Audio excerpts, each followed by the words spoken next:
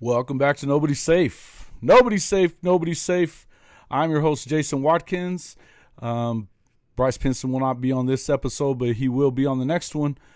If you, however, can't get enough college football, you are in the right place. So don't forget to smash that subscribe button, like our videos, and make sure you ring that bell so you don't miss a minute of the Nobody's Safe podcast. The Pac-12 and Big 12 are apparently out of talks to merge at this point. According to different outlets yesterday, including Pete Thamel of ESPN, there have been multiple calls over the past couple of weeks about a possible merger between the two conferences to stave off what is essentially elimination from what looks like is going to become your Big Two and nobody else, or then everybody else. But according to Thamel and sources within the Big 12, they broke off talks yesterday, decided that there was not really enough value there.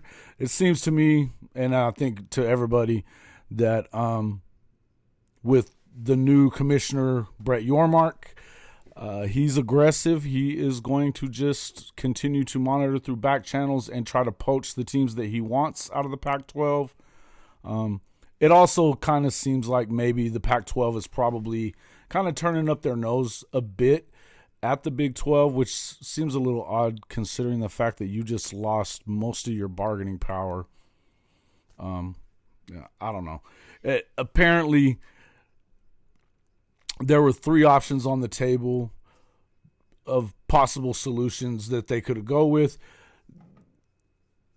There were, of course, one of them being a full-on merger where you would have all the teams from the Big 12, all the teams from the Pac-12 being a part of it.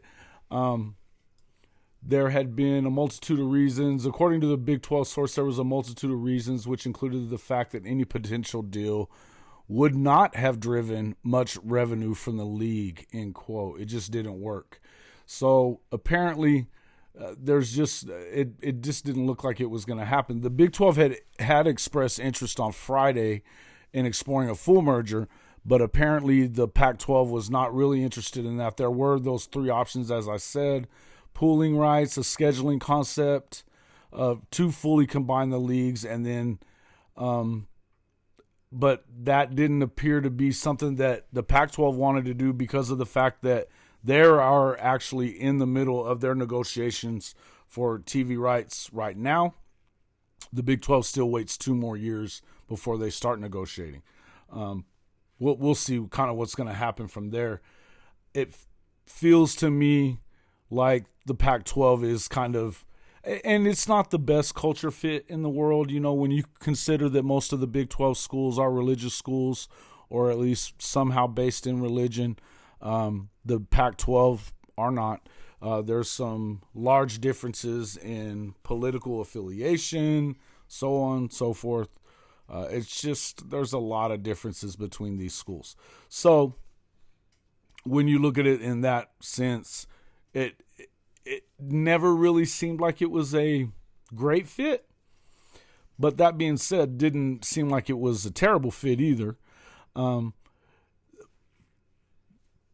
It seems, though, that it is the Pac-12, even though it's in the middle of its negotiating rights, having just lost UCLA and USC to the Big Ten, what is their bargaining power? I mean, I have a hard time believing that they have a whole lot.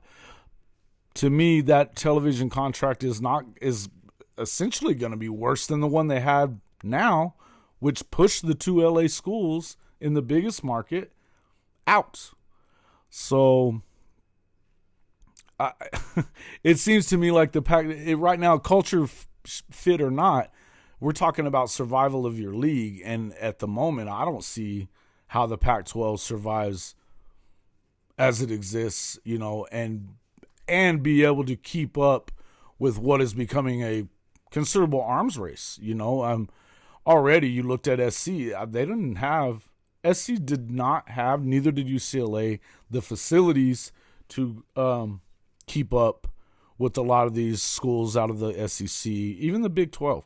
I know that with Lincoln Riley, I mean, you would see him do interviews when he was in Oklahoma. His office was bigger than my house.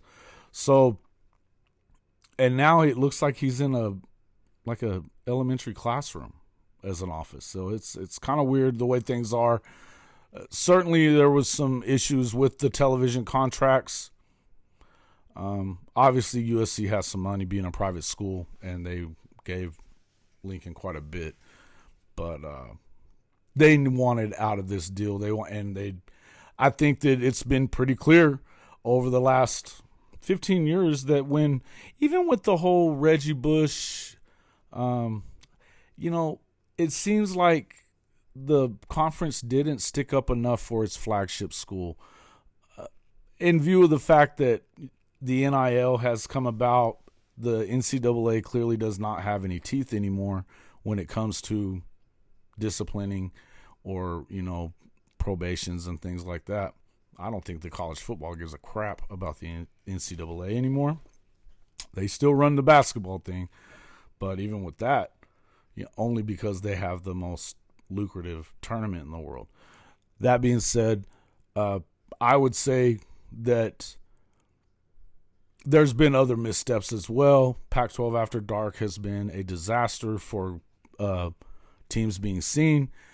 It puts them in a bad position. Now, of course, Washington and Oregon have both played in the playoff during its time. Neither one of them are bound by grant to rights, but they're also looking, and so that's the other thing, is they're looking to go to the Big Ten, which it seems as if the Big Ten is waiting on Notre Dame to decide what it's going to do. I still feel like Notre Dame is almost surely going to the Big Ten. NBC has thrown its hat into the ring for the rights to the Big Ten. So it may not happen tomorrow. I understand that they have time and plenty of money to kind of hang out and wait and see how this all shakes out. But in the end, I don't think that there's any other way around it.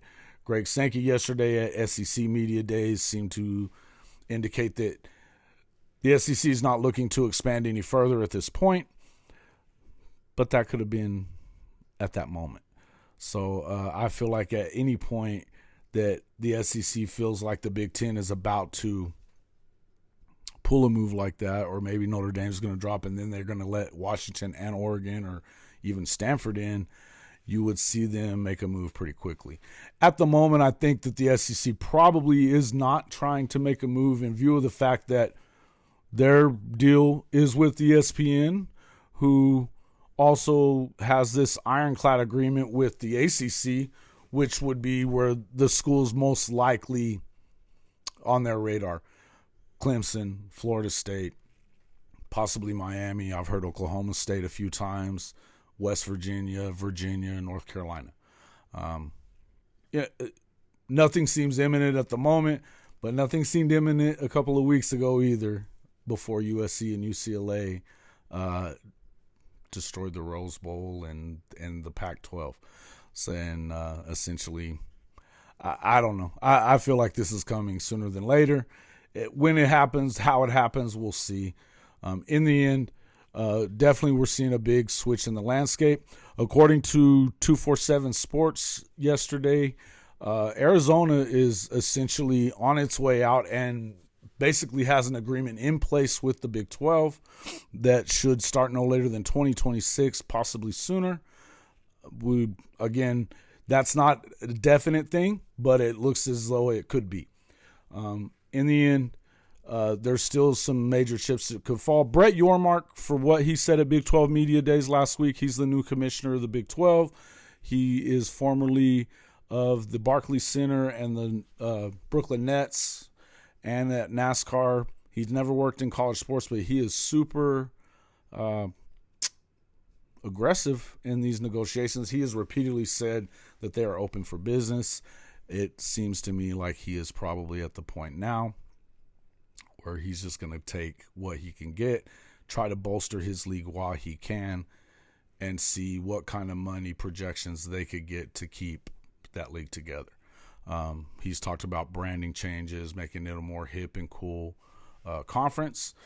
And listen, if they can get to 16, 20 it would definitely benefit them because there's not, even if they went to 20 each in the other ones, that's still going to leave quite a few schools that wouldn't be in the mix in either one of the other conference, Big Ten or SEC.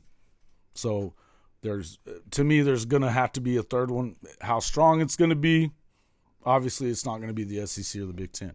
But if you could get Utah, Colorado, the two Arizona schools, it helps, And so we'll figure it out. But again, hey guys, smash that subscribe button. We have gotten a lot of great numbers the last few weeks. We have a lot of viewers, a lot of interaction on our show.